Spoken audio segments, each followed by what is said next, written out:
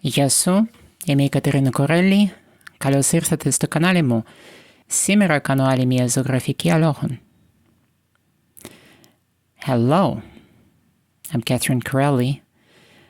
Welcome to my channel here on YouTube, if you're watching on YouTube, and on Instagram if you're watching on Instagram. And today we're painting another horse painting.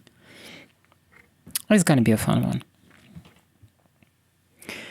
So this time I'm going for a young black stallion, and as you can already see, I'm in love. I'm really in love with this wide, bright brush. I love it nowadays somehow.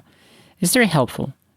I like the edge because it allows me to put some fine strokes, to mark up shapes and lay down some structure, like here, for example, right? But at the same time, I can also put in some larger masses early on, which I like too, because that's one of the huge benefits of actually working with a larger brush, I think. And I should probably get myself a couple of more of these, or maybe a few more, just because something tells me that I'm going to be using this bright brush a lot. Looking forward, and just the more I use it, the more I like it. And I'm looking back at 2 years ago when I was getting started in oils, and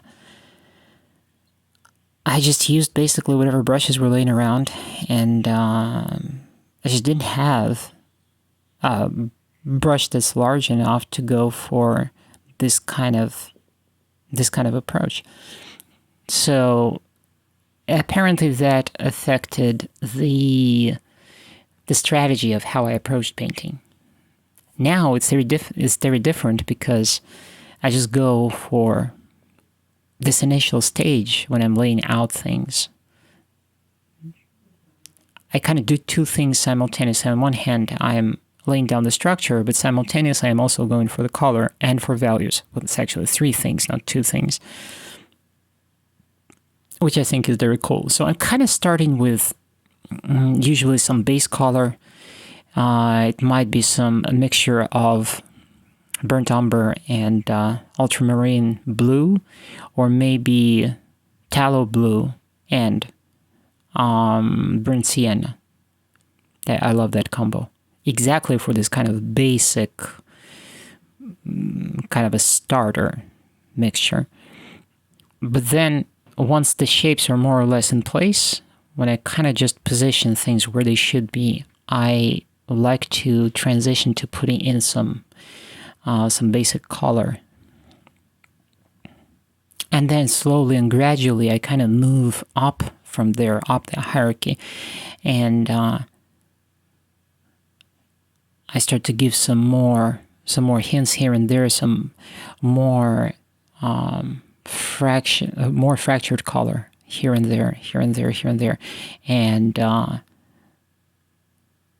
then it's more about values and color vs structure, even though structure still kind of lingers in the back, all the time. And sometimes I set myself up pretty poorly when I don't exactly define the structure too well. And that's when I kind of start to falter. It happens. But then I force myself to push through anyways, instead of just letting go. And that's one, damn it, I seen a post recently from someone, and I can't remember who said this. Another artist, someone. A really great artist. I like their paintings so much. And he was doing a drawing of a model, and there's like a time lapse, and the caption said that he kind of figured at some point pretty late that he had some misalignment, that something was not panning out, and he was very tempted to just leave it and go, basically. And he basically wrote a post about that he didn't, and why is it important that he's kind of decided to stick with it and just follow through the whole piece and finish it anyways, and what he learned from that. And I saw that post, I read it, and I actually thought about it this way. I have a rule, and that's like one of the fundamental rules that I have, and that affects everything. It affects my music, and it affects my painting and drawing. If I set out to do something, I have this notion that I have to finish it. So it has to be brought to that last stage. It has to be done. If I start to write a song, it's not going to be, oh, I'm going to write this maybe for a week, and then I'll stop, and then I will forget about it, and then I'll switch over to something else, and then I will... No.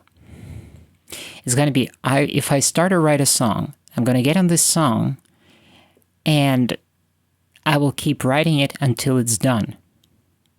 Now, sometimes it's not a song. Sometimes it's just an idea, and I don't have a place where to put that idea. Maybe it doesn't fit the current album. Maybe it's for something else. Then I write down that idea and set it aside, of course. But I have this rule that if I set out on something, I have to bring it to fruition. And this same idea goes for paintings.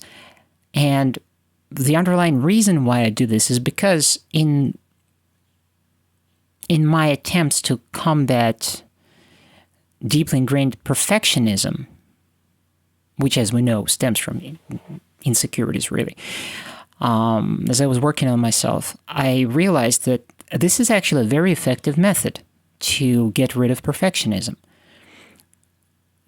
I start a painting, and I know that I will finish this painting. And I know that it's not going to be perfect. But then I know that then after I finish this painting, I will start the next one. And then in that next painting, I will challenge myself again. Once again, I'll go into slightly deeper water,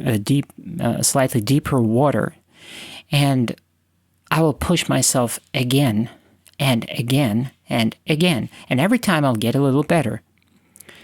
The point here is, I believe, and that's my opinion, that if you get stuck on one piece for too long, or if you sit on it and you're like, well, let me set it aside, I'll pick something else up, maybe then I'll be in the mood or something.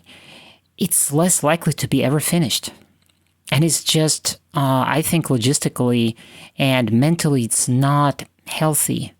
It's a lot more satisfying to push through things to get them done anyways. And then to learn from that experience. And to be comfortable, to sit comfortably with your mistakes, to learn from them, but also learn the flow, like get comfortable with that too. This is how long it takes me to paint this thing. This is how difficult it was this time. Okay, next time it's not as difficult, maybe. But I've finished this. I put this behind me. Now this is in my chest. You know what I mean? It's satisfying. As opposed to sitting on a lot of things that are not finished, that maybe will be finished one day, or something like that. I don't know. I think it's so difficult to... I just think it creates clutter, So I think maybe the underlying reason for this solid rule that I have for myself, and apparently everybody got their own process, I think the underlying cause for that is that it helps me to keep things alive and keep them fluent and keep going and keep moving and keep growing. And that is accomplished through consistently nailing down every step. And those steps are like this painting, that sketch, this drawing, this song, this album. It's step after step after step after step, but every step has to be completed. And as you do this, like with a workout, you're watching your form. It's kind of important because if you're doing the exercise wrong, then you're basically messing yourself up. So you can't, slack on that. You have to check, is everything in place? Am I putting my weight in the right place? Or am I damaging my knees, Or am I straining my hamstrings? Because the goal is not to hurt yourself. The goal is not to demolish yourself or to just, but to get better. And to ultimately to say what you intend to say. Anyways, that's kind of what I wanted to rant about today. This little thing that crossed my mind. Thank you very much for watching, and until next time, ciao.